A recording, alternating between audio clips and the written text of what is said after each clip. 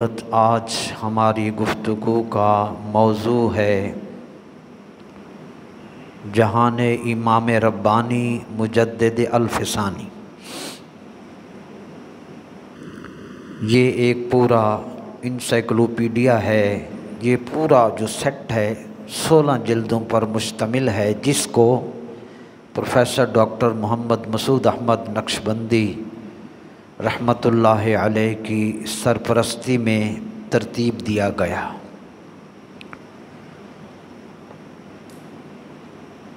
2005 میں یعنی آج سے تقریباً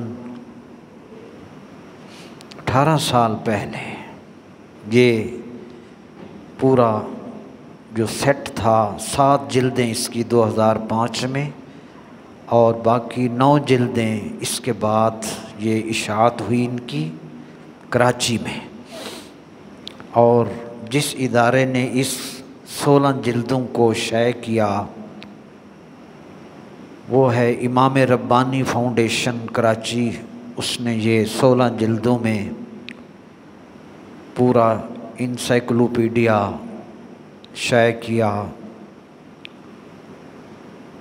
یہ جو انسائکلوپیڈیا ہے 16 جلدوں پر مشتمل، یہ اہل سنت و جماعت کے مشائخ نقشبند کے افکار اور ان کے کارناموں کا اس میں تذکرہ ہے۔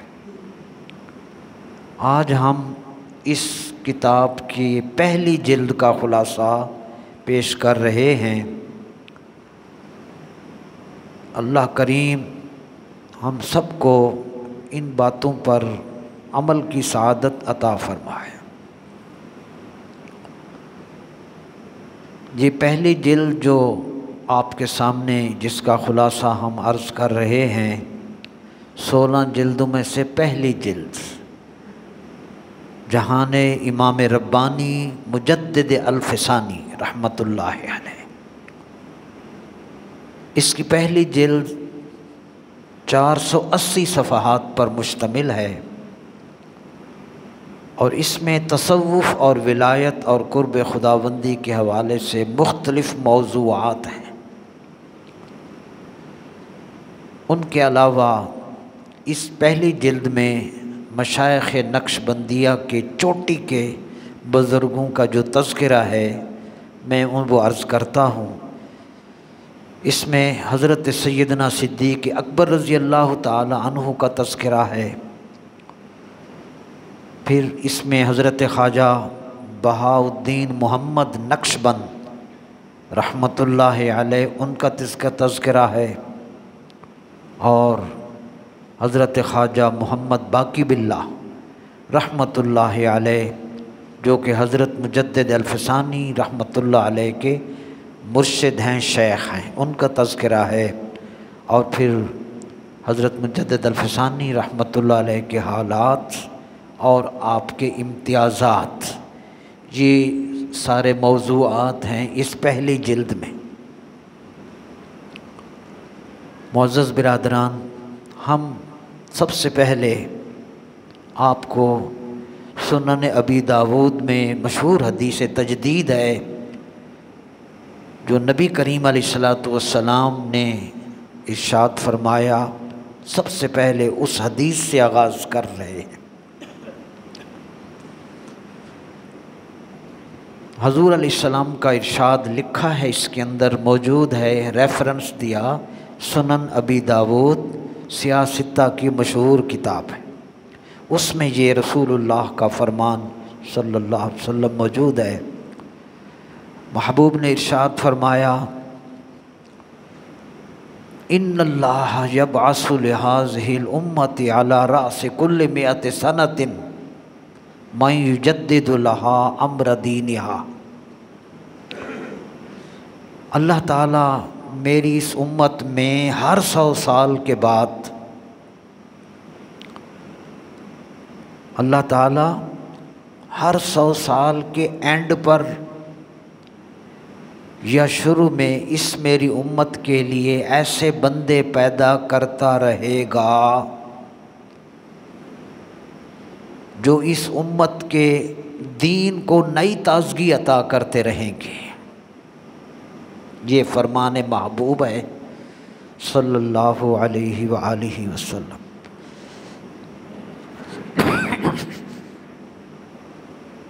چنانچہ حضور علیہ السلام کے اس ارشاد گرامی کے مطابق پہلی صدی سے اس 15ویں صدی تک ہر دور میں ویسے تو ہزاروں علماء، اولیاء، صوفیاء، بہت بڑے اعلیٰ مقام اور مرتبہ کے آتے رہے، کام کر کے جاتے رہے، مگر ان ہزاروں میں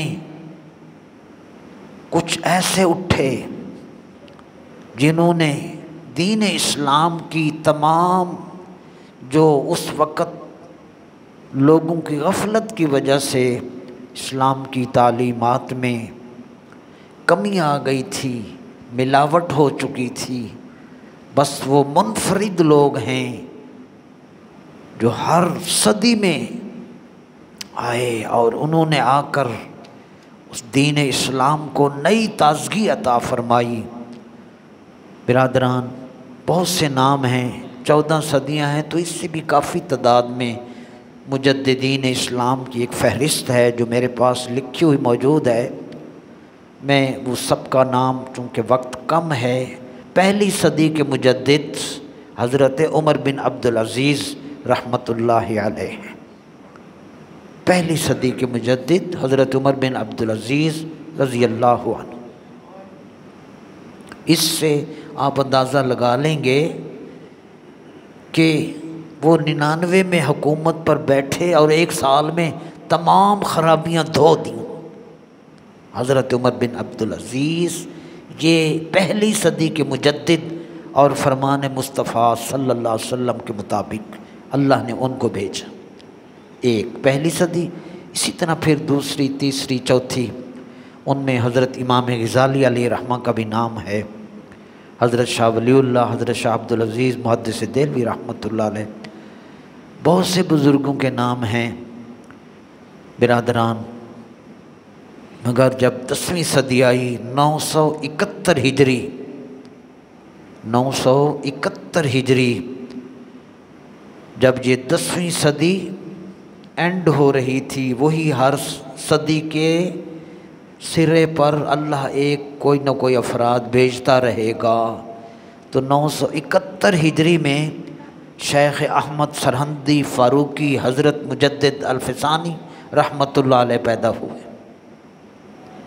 اور آپ حیران ہوں گے اسی ہی دور کے اندر آپ کے مرشد حضرت خواجہ باقی باللہ رحمۃ اللہ علیہ پیدا ہوئے۔ یہ نئی چیز آپ کے لیے ہوگی، اور چونکہ کام بڑا کرنا تھا اس لیے نبی کریم علیہ السلام کی پیش گوئی موجود ہے۔ یہ حوالہ ہے، اس کتاب میں یہ لکھا ہوا ہے، روضۃ القیومیہ رکن اول صفحہ نمبر 37 اور 38 پر یہ حدیث رسول اللہ کی پیش گوئی لکھی ہوئی ہے۔ سنیے، ترجمہ اس کا یہ ہے، حضور علیہ السلام نے پریڈکشن کی، ارشاد فرمایا 11ویں صدی کے شروع میں اللہ تعالیٰ 2 جابر بادشاہوں کے درمیان ایک شخص بھیجے گا، ایک شخص کو بھیجے گا، ایک دوسرا فرمایا جو میرا ہم نام ہوگا، جو میرا نام ہے اس کا یہی نام ہوگا، شیخ احمد سرہندی، میرا ہم نام ہوگا۔ اللہ، نور عظیم الشان ہوگا۔ اگلا جملہ فرمایا ہزاروں انسان قیامت والے دن اس کی شفاعت سے جنت میں داخل ہوں گے۔ یہ پیش گوئی اللہ کے حبیب کی صلی اللہ علیہ وسلم۔ اسی طرح حضرت سیدنا غوث اعظم رضی اللہ عنہ نے آپ کے بارے میں پیش گوئی فرما دی تھی، فرمایا کہ 500 سال بعد 470 ہجری میں غوث اعظم پیدا ہوئے، تو 500 نکالیں تو وہی 971 ہی بنتا ہے۔ فرمایا 500 سال بعد جب دنیا میں شرک اور گمراہی اور بدعت پھیل جائے گی، ایک بزرگ وحید امت پیدا ہوگا جو پوری امت میں منفرد ہوگا، جو شرک اور گمراہی کو ختم کر دے گا اور رسول اللہ صلی اللہ علیہ وسلم یعنی دین محمدی کو نئے سرے سے تازگی عطا کرے گا۔ یہ غوث اعظم رضی اللہ عنہ کی پیشگوئی تھی، وہ محبوب کی اور یہ سرکار کی غوث اعظم کی پیشگوئی۔ حوالہ لکھا ہوا ہے، اور جہان امام ربانی کی پہلی جلد میں شروع میں یہ لکھا ہوا ہے، آپ اس کا مطالعہ کریں۔ اب چونکہ حضرت شاہ ولی اللہ محدث دہلوی علیہ رحمہ نے چونکہ ان کی خدمات کو دیکھا، تو حضرت شاہ ولی اللہ محدث دہلوی علیہ رحمہ کے جو کمنٹس ہیں، تأثرات ہیں، میں وہ بھی لانا چاہتا ہوں تاکہ امت کا ہر طبقہ حضرت امام ربانی کی شخصیت کو سمجھ سکے۔ حضرت شاہ ولی اللہ محدث دہلوی علیہ رحمہ فرماتے ہیں، وَقَدْ بَلَغَ أَمْرُهُ إِلَّا أَيْنْ لَا يُحِبُّهُ إِلَّا مُؤْمِنٌ تَقِيٌّ وَلَا يَبْغُضُهُ إِلَّا فَاجِرٌ شَقِيٌّ۔ یہ الفاظ ہیں حضرت شاہ ولی اللہ صاحب کے مجدد الفسانی علیہ رحمہ کے بارے میں۔ چونکہ جو جس کیلیبر کا ہوتا ہے دوسرے ان کو اسی انداز سے دیکھتے ہیں اور اپنے تاثرات اسی لیول کے ہوتے ہیں۔ شاہ ولی اللہ محدث دہلوی علیہ رحمہ نے مجدد صاحب کے بارے میں فرمایا،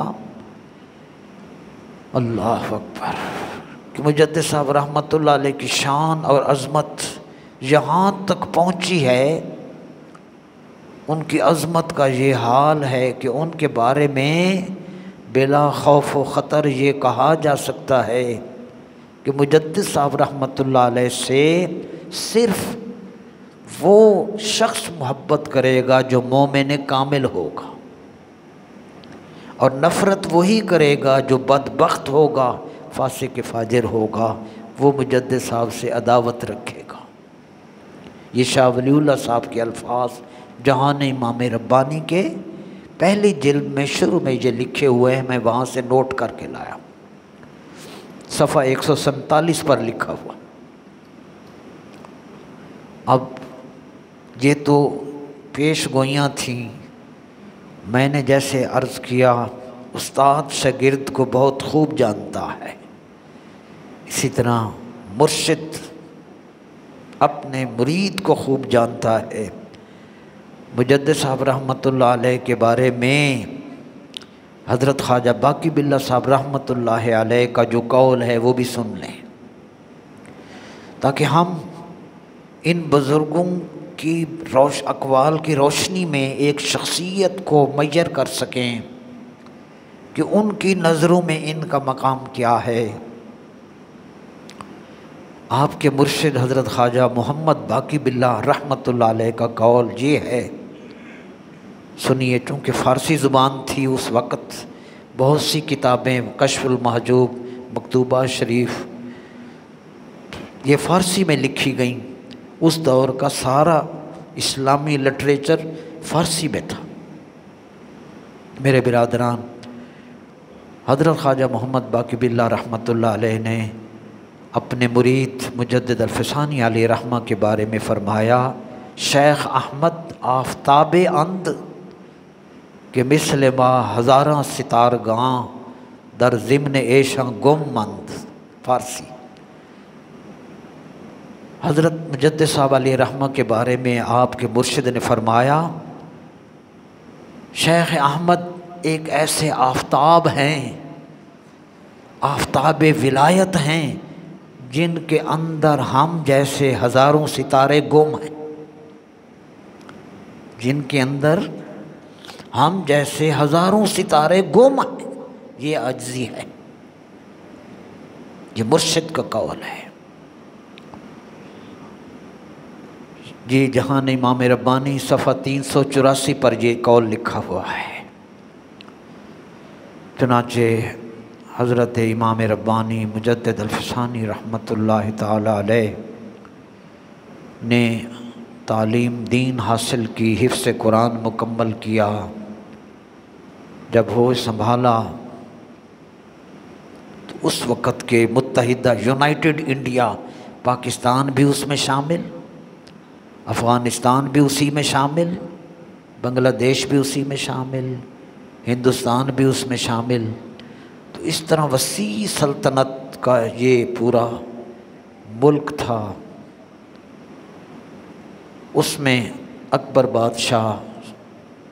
بادشاہت کر رہا تھا، چونکہ اس کی حکومت میں ہندو اور دیگر اسلام کے دشمن سرکاری عہدوں پر فائز تھے، خود ان پڑھ تھا، جاہل تھا، پھر ہندو عورتوں سے اس نے شادیاں کیں، تو اس وجہ سے دوسرے لوگ گورنمنٹ کے اندر بڑے بڑے اعلیٰ عہدوں میں شامل ہوئے، تو پھر انہوں نے ان اختیارات کو دین کے خلاف استعمال کر کے جو پوری ہندوستان کی ریاست کے اندر اسلام کے مخالفت میں، اسلام کو ڈیگریڈ کرنے میں، دین کی اقدار کو کم کرنے میں، ان مل کر اکبر کا سہارا لے کر پورے ہندوستان کے اندر اسلام کے شعائر کو ختم کرنے کی،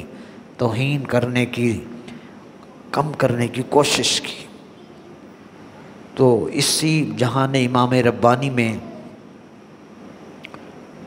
حضرت ڈاکٹر سراج احمد لکھتے ہیں کہ حضرت مجدد صاحب رحمۃ اللہ علیہ نے جب ہوش سنبھالا تو دیکھا اسلام دشمن کے عناصر کی سازشوں کی وجہ سے ہندوستان میں اسلام کو شدید خطرہ لاحق ہے، اسلامی شاعر کی توہین اور تذلیل عام ہے۔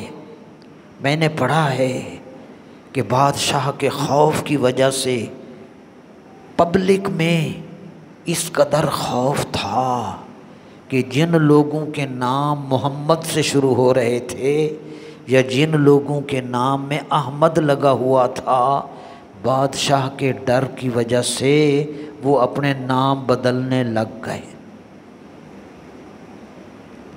اس سے آپ اندازہ لگا سکتے ہیں کہ ان کو پتہ چل جاتا کہ یہ تو وہی ہیں، کلمہ بدلا گیا، دین الہی، نیا دین، بس وہ دین معاذ اللہ پرانا ہو گیا، اب نئے دین کی بہت سے دینوں کا مجموعہ بنا کر ایک نیا دین شروع ہوا۔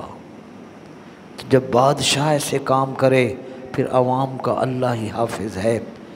اور یہاں تک کہ آپ نے پھر اٹھے، مسجد میں نہ بیٹھے، اٹھے، خطوط لکھے بادشاہوں کو، وزیروں کو۔ یہ ہے سنت نبوی، رسول اللہ نے بادشاہوں کو خط لکھے تھے۔ حضرت مجدد صاحب رحمۃ اللہ علیہ نے وزیروں کو، بادشاہ کو خط لکھے، گورنروں کو خط لکھے کہ یہ رسول اللہ کا دین ایسے نہیں، ایسے نہیں، ایسے۔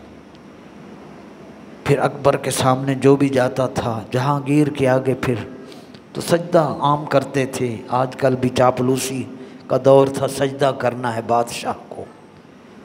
مجدد الفسانی رحمۃ اللہ علیہ کے بارے میں لوگوں نے کان بھرے جہانگیر کے کہ یہ بہت بڑا خطرناک پیدا بندہ ہے، اس کا علاج کیا جائے۔ اس کو آپ کو بلایا گیا جہانگیر کے بادشاہ میں۔ مجدد الفسانی رحمۃ اللہ علیہ جب گئے، ہر شخص جہانگیر کے سجدہ کر کے جاتا، یہ واحد منفرد انسان جہانگیر کے بارگاہ دربار میں جب یہ آپ گئے، سب سجدہ کرتے تھے، آپ نے کوئی سجدہ نہ کیا، کہا السلام علیکم۔ جس کو اقبال نے کہا تھا گردن نہ جھکی جس کی جہانگیر کے آگے۔ جس کے نفس گرم سے ہے گرمی احرار۔ میرے برادران، حضرت مجدد الفسانی رحمۃ اللہ تعالی علیہ نے ان کوششیں کی، سجدہ نہ کرنے کی وجہ سے آپ کو جیل بھیج دیا گیا، قلعہ گوالیار کے اندر۔ اللہ کی شان ہے، انہوں نے سزا کے لیے ان کو بھیجا، قید کر دو، مگر قدرت کو منظور یہ تھا اسی قید کے اندر کتنے ہندوؤں کو کلمہ پڑھا کے مسلمان کر دیا۔ یہ اللہ والوں کا کرم ہوتا۔ ان کے ہاں خوف چیز نہیں ہے، اس لیے کہ جو اللہ سے ڈرتا ہے وہ کسی سے نہیں ڈرتا۔ تو ڈاکٹر سراج احمد خان لکھتے ہیں کہ مجدد الفسانی رحمۃ اللہ علیہ کی کوششیں رنگ لائیں۔ ٹھیک ہے، قید چلے گئے، حتیٰ کہ قید میں اپنے بیٹوں کو خط لکھا مجدد صاحب رحمۃ اللہ علیہ نے کہ میری رہائی کا خیال دل سے نکال دو۔ پھر وہ بادشاہ نے کئی چیزیں قبضے میں کر لیں، جیسے عام سزا کے طور پر ہوتا ہے۔ میں نے مجدد صاحب کا یہ جملہ پڑھا، اپنے بیٹوں کو خط لکھا کہ فلاں فلاں چیز بادشاہ نے لے لی ہے، کوئی بات نہیں، اپنے ہوتے ہی یہ چیزیں دنیا سے چلی گئیں تو خوشی کی بات، بعد میں بھی تو جانی تھی۔ یہ وہ جذبہ تھا۔ اللہ اکبر۔ تو فرمایا کہ آپ نے مجاہدانہ کردار ادا کیا اور قید و بند کی تکلیفیں برداشت کیں اور اسلام کا بول بالا کیا۔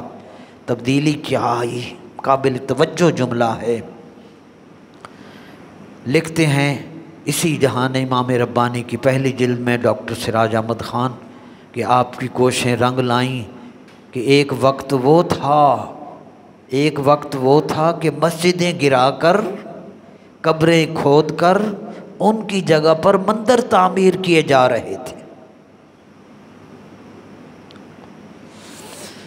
مندر اور استبل جہاں گھوڑے باندھے جاتے ہیں، مسجدیں گرا کر ان کی جگہ مندر تعمیر اور استبل بنائے جا رہے تھے۔ بزرگوں کی قبریں گرا کر مندر بنائے گئے، اور مجدد صاحب رحمۃ اللہ علیہ کی کوششیں رنگ لائیں، آپ کے خلفاء کی کوششیں رنگ لائیں۔ دنیا جو غیرت مند لوگ تھے وہ اٹھے۔ فرمایا پھر دنیا نے وہ دور بھی دیکھا تھا کہ مسجدیں شہید کی جا رہی تھیں، ان کی جگہ مندر بنائے جا رہے تھے۔ پھر دنیا نے یہ بھی دیکھا کہ دوبارہ مسجدوں کو تعمیر کیا جا رہا تھا، مسجدوں کو دوبارہ گری ہوئی مسجدوں کو دوبارہ تعمیر کیا گیا، اور شاہ جہاں کے دور میں خوبصورت مسجدیں تعمیر کی گئیں۔ اس لیے علامہ اقبال رحمۃ اللہ علیہ نے بالکل بجا فرمایا، وہ ہند میں سرمایہ ملت کا نگہبان، وہ ہند میں سرمایہ ملت کا نگہبان، اللہ نے بر وقت کیا جس کو خبردار۔ تو یہ جہان امام ربانی میں یہ بہت وسیع لیول پر یہ چیپٹر موجود ہے۔ میرے برادران، اسی طرح اسی جہان امام ربانی جلد اول میں صفحہ نمبر 425 پر برادران پروفیسر ڈاکٹر شمس الدین احمد نے طریقہ نقش بندیہ کے 11 اصولوں کا تذکرہ فرمایا۔ یہ بہت بڑا ٹاپک ہے اہل ایمان کے لیے جو اس سلسلہ سے وابستہ ہوتے ہیں، اللہ رسول پر ایمان پختہ کرنے اور اللہ کے قرب کی دولت مزید بڑھانے کے لیے۔ جس طرح ہم دنیا کی دولت بڑھاتے ہیں، تاجر تجارت بڑھاتا ہے، جو کاشتکار ہے وہ زراعت بڑھاتا ہے، سیاست اپنی پاپولیرٹی کو بڑھاتا ہے، عالم علم کو بڑھاتا ہے۔ ہمارے مشائخ نقش بندیہ نے وہ طریقے ہمیں بتائے جس سے اللہ کے قرب کی جائیداد میں اضافہ ہوتا، اللہ کے قرب کی دولت میں اضافہ ہوتا ہے۔ میرے برادران، وہ اسی جہان امام ربانی میں ان 11 اصولوں کا بیان ہے جس کے ذریعے ایک مسلمان بیعت ہونے کے بعد اللہ کی قرب کی دولت حاصل کرتا ہے۔ پہلے دولت میں داخل ہوا، پھر بڑھتا ہے۔ مفتی مظہر اللہ سیالوی علیہ رحمہ کا قول مجھے یاد آ رہا ہے، فرمائے کامل مرشد جب بیعت کرتا ہے کسی مرید کو، پہلا کام یہ ہوتا ہے، اللہ اکبر، اللہ ہمارے اسلاف کے درجات بلند فرمائے۔ بیعت ہونا کیوں ضروری ہے؟ بڑے بڑے بزرگوں کے اقوال ہیں۔ مفتی مظہر اللہ سیالوی صاحب رحمۃ اللہ علیہ جو ہمارے عرس میں ہر سال ہمدرد سینٹر میں تشریف لایا کرتے تھے، سیال شریف کے بڑے عظیم الشان عالم دین، عالم باعمل تھے۔ انہوں نے خطاب کے دوران یہ فرمایا تھا کہ جب کامل کی بیعت اختیار کی جاتی ہے تو کامل مرشد اس مرید پر پہلا کام یہ کرتا ہے کہ وہ مرید بیعت ہونے سے پہلے جس مقام پر ہوتا ہے، کامل مرشد اسے وہاں سے اٹھا کر رسول اللہ کی بارگاہ میں پیش کرتا ہے، حضور کی بارگاہ میں پیش کرتا ہے۔ پہلا کام یہ ہوتا کہ کریم یا رسول اللہ اب یہ میرا ہے، بس یہ پہلا کام ہوتا ہے۔ مرید کو نہیں پتہ چلتا، کاملین یہ کام کرتے ہیں۔ یہ مفتی صاحب کا قول تھا۔ تو سلسلہ عالیہ کے مجددیہ نقشبندیہ کے حوالے سے یہاں 11 اصولوں کا تذکرہ ہے جو ہمارے اسباق ہیں۔ ان میں اللہ اکبر، پہلا سبق آپ نے نہیں سنا، میں نے نہیں بتایا آپ کو، خود میں بھی بس ایسے اوپر سے گزری تھی یہ بات۔ جہان امام ربانی کے مطالعہ کی برکت سے میں آپ کو بھی بتا رہا ہوں، خود بھی سمجھ رہا ہوں۔ توجہ طلب بات ہے، پکھے نہ گنے اوپر نہ دیکھیں، آج اے سی نہیں چل رہے، چھوڑ دیں۔ میرے برادران، سلسلہ نقشبندیہ کے 11 اسباق میں سے پہلا سبق یہ ہے، ہوش در دم، فارسی میں آیا، جس کا معنی یہ ہے کہ مرید کوئی بھی سانس اللہ سے غافل ہو کر کوئی سانس نہ لے،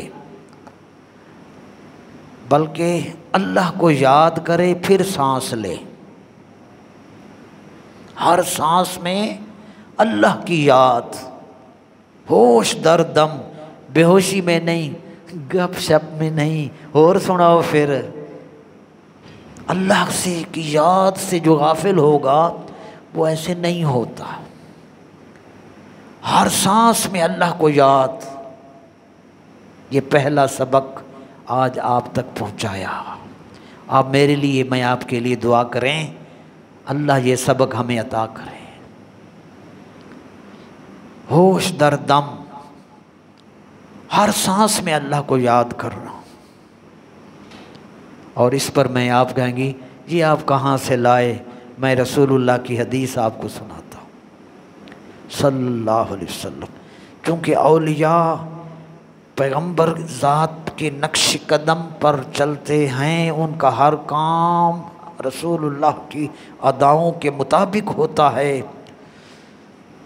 اللہ کی یاد ہر سانس میں، جس کو باہو سرکار نے فرمایا، الف علا چمبے دی بوٹی مرشد من وچ لائی ہو، وہ باہو ہی سمجھ سکتے ہیں۔ پھر فرمایا جیری مکھی وچ قید شہد دے کیویں اڑسی سنگ شبازاں ہو، جنہ صحبت نال نبی دے صاحب راز نیازاں، جن کو وہ صحبتیں حضور کی ملی ہیں ان کو پتہ ہے جب اللہ کہتے ہیں تو کیا ملتا ہے۔ یاد الہی کی اہمیت سن لیں۔ ہم تو بڑے ماٹھے پیچھے لوگ ہیں۔ حضور علیہ الصلوۃ والسلام نے ارشاد فرمایا، صحابہ سے حضور نے اور صحابہ کے ذریعے پوری امت کو رسول اللہ نے یہ پیغام دیا، فرمایا تمہیں ایسی چیز نہ بتاؤں جو تمام اعمال سے بہتر ہو، ایک، اور اللہ کے ہاں سب سے زیادہ پاکیزہ، دو، نمبر 3 تمہارے درجات کو بلند کر دے، نمبر 4 فرمایا اللہ کی راہ میں سونا چاندی خرچ کرنے سے بھی بہتر ہے۔ سونا کس طرح تولا چل رہا ہے آپ کو پتہ ہے، تو حضور نے فرمایا سونا چاندی اللہ کی راہ میں خرچ کرنے سے بھی وہ عمل بہتر۔ آگے اور جہاد کرتے ہوئے دشمنوں کو قتل کرنے سے بھی بہتر اور خود شہید ہونے سے بھی افضل، خود شہید ہونے سے بھی افضل۔ صحابہ نے عرض کی یا رسول اللہ ہمیں ضرور بتائیں، تو نبی پاک نے فرمایا اللہ کا ذکر۔ ان ساری خوبیوں سے بڑھ کر کون سی عبادت بتائی؟ اللہ کی یاد، اللہ کا ذکر، ذکر الہی۔ مجدد صاحب رحمۃ اللہ علیہ جس کی تلقین فرما رہے ہیں، تو پہلا سبق ہمارے سلسلہ کا ہر سانس میں اللہ کو یاد۔ جیوے مرشد کامل باہو جائے بوٹی لائی ہو، دعا فرماؤ ایسے مرشد ملیں تو پھر ہر وقت دل میں وہی ہو۔ میں یہاں پہلی مرتبہ آپ کو حضرت مجدد الفسانی رحمۃ اللہ علیہ کے اشعار سنا رہا ہوں۔ میرا یہ یقین ہے ادھر میں ان کی بات کر رہا ہوں، کرم ادھر سے ہو رہا ہے۔ میرے برادران، حضرت مجدد الفسانی رحمۃ اللہ علیہ کے 7 اشعار اس جہان امام ربانی کے صفحہ نمبر 119 پر یہ آئے۔ اللہ اکبر۔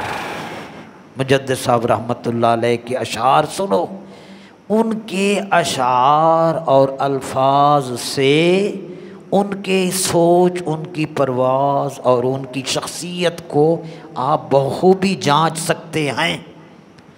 جو نصیحتیں کی، آخر میں اپنے آپ کو نصیحت کی، وہ ان کا ایک ایک لفظ، ایک ایک جملہ، اس پر تھیسس ایم فل کا لکھا جا سکتا ہے۔ کیونکہ وقت کی قلت ہے، وہ 7 میں سے میں نے صرف 2 شعر لکھے۔ پہلا شعر جو مجدد الفسانی علیہ رحمہ کا جہان امام ربانی میں موجود ہے، سنیے۔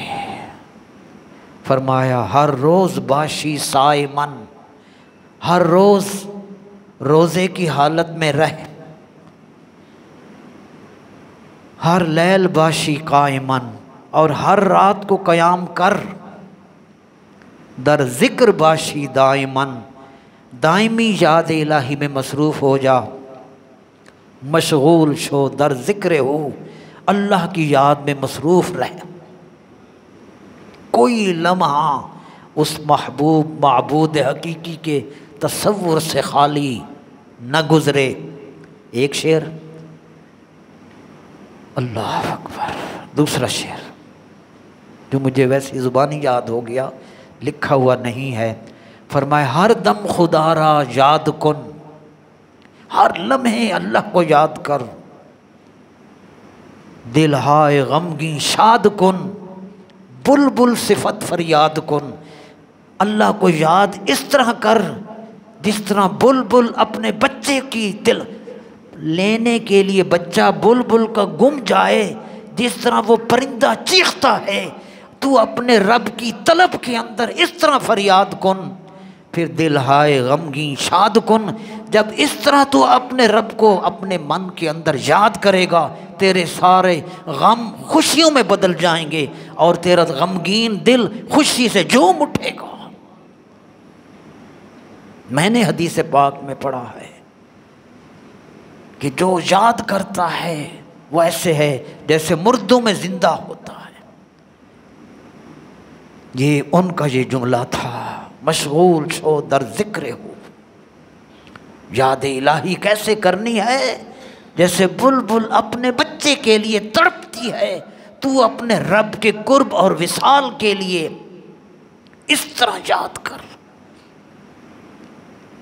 آپ جانتے ہیں بڑے سمجھدار لوگ بیٹھے ہیں جس ڈرائیور نے ملتان جانا ہو اس کے دائیں بھی سڑکیں مڑتی ہیں، بائیں طرف بھی سڑکیں مڑتی ہیں، مگر خدا کی قسم وہ تو نہ دائیں دیکھتا ہے نہ بائیں دیکھتا ہے، اس کی نظر اسی روٹ پر ہوتی ہے جو اس کی منزل کو جاتا ہے۔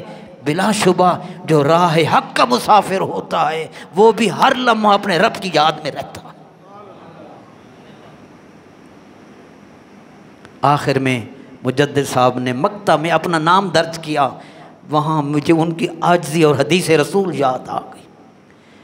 مجدد صاحب نے اس 7 اشعار کے 7واں شعر جب بیان کیا، فرمایا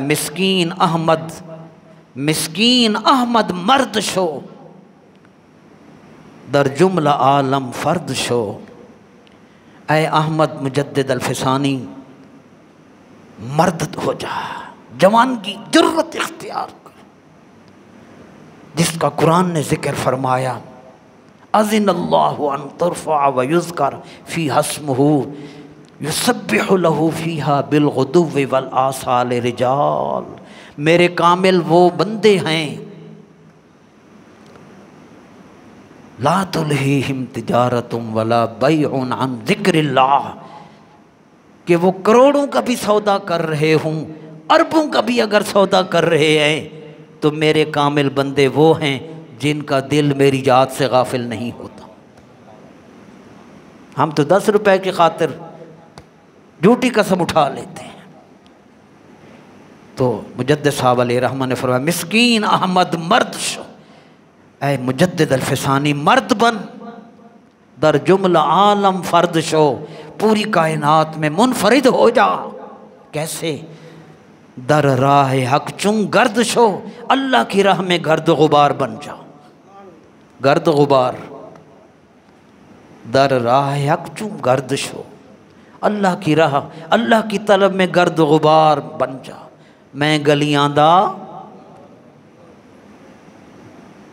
یہ وہی چیز ہے، میں گلیاں دا روڑا کوڑا محل چڑھایا سائیں، میں نیواں میرا مرشد اچھا، اچیاں دے سنگ لائی ہو، میں قربان نہ اچیاں تو جنہ نیویاں نال نبھائی ہو۔ عاجزی کر گئے، در راہ حق چون گرد شو، اللہ کی راہ میں گرد و غبار بن جا۔ یہ وہ حدیث ہے من تواضع للہ فرفعہ اللہ، جو اللہ کے لیے اپنے آپ کو جھکائے گا اللہ اسے نہیں جھکاتا، پھر اللہ اسے اونچا ہی کرتا ہے۔ برادران، آخری بات، قرآن شریف نے ایسے ہی مجاہدوں کے لیے سورہ عنکبوت کی آیت نمبر 69 میں اللہ نے فرمایا والذین جاہدوا فینا۔ آئیے قرآن سنیں، رسول اللہ کی حدیث سنی، مجدد صاحب کا اپنے قول سنا، اب قرآن کی آیت سن کر ٹھنڈ ڈالیں۔ اللہ نے ارشاد فرمایا والذین جاہدوا فینا۔ پیر کرم شاہ صاحب، محمد کرم شاہ صاحب الازہری جسٹس رحمۃ اللہ علیہ نے ضیاء القرآن میں اس آیت کا ترجمہ کیا، فرمایا اور جو باہمت بلند ہمت مصروف جہاد رہتے ہیں، یہ کوشش ہی ہے نا جی، نماز کوشش، زکوٰۃ کوشش، ذکر کوشش، ظاہری باطنی دشمنوں سے مقابلہ کرنا۔ میرے برادران، ترجمہ پیر صاحب نے اس آیت کا یہ کیا کہ جو بلند ہمت مصروف جہاد رہتے ہیں فینا، اللہ فرماتا ہے ہمیں راضی کرنے کے لیے، مسجد کی خدمت اللہ تو راضی ہو، ہمیں راضی کرنے، ذکر کیا مالک تو راضی، ماں باپ اولاد کی خدمت مالک تو راضی، دفتر میں ڈیوٹی مالک تو راضی۔ فرمایا جو بلند ہمت مصروف جہاد رہتے ہیں ہمیں راضی کرنے کے لیے لنہدینہم سبلنا، ہم پھر ضرور دکھا دیں گے انہیں اپنے راستے، اپنا راستہ دکھا، آجا میرا بندہ۔ پھر ہر چیز اس کو اپنے رب کا ایڈریس بتاتی ہے۔ تو یہ سورہ آیت ہے وَإِنَّ اللَّهَ لَمَعَ الْمُحْسِنِينَ، بے شک اللہ تعالیٰ ہر وقت محسنین کے ساتھ ہے۔ जहान इमाम रब्बानी के जिल्द अव्वल के सफ़ा 439 पर अल्लामा मोहम्मद ज़ाकिरुल्लाह नक्शबंदी का पूरा आर्टिकल है, जिसमें उन्होंने मुजद्दिद साहब रहमतुल्लाह अलैह के 61 डिस्टिंक्शन ज़िक्र की, इम्तियाज़ात जो मुनफरिद चीज़ें मुजद्दिद साहब अलैहि रहमा को अल्लाह ने अता फ़रमाईं। उनमें से एक हज़रत मुजद्दिद अल-फ़सानी अलैहि रहमा के बारे में आपके मुर्शिद करीम हज़रत ख्वाजा मोहम्मद बाकी बिल्लाह अलैहि रहमा की ये पेश गोई पूरी हुई कि मुजद्दिद अल-फ़सानी रज़ी अल्लाहु अन्हु एक ऐसे चिराग हैं जिनसे सारा जहान रोशन होगा। उसी में मैंने पढ़ा है कि आपको बशारत दी गई मुजद्दिद साहब को कि आप जिस जनाजा में शामिल होंगे उसकी बख्शिश हो जाएगी। और मुजद्दिद साहब का कौल लिखा हुआ है, आपने फरमाया जो लोग हमारे तरीक़ा में क़यामत तक दाखिल होंगे, मर्द हों या औरतें, सबको हमारे सामने लाया गया, उनका नाम, नसब, विलादत की जगह, रिहाइश सब कुछ बता दी गई मुझे। अगर मैं चाहूँ तो सबको एक एक करके बयान कर दूँ।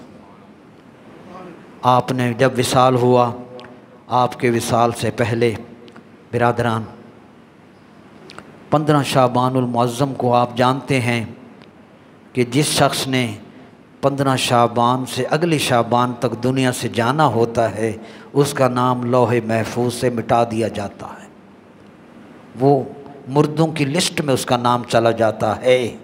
ये आप सब जानते हैं।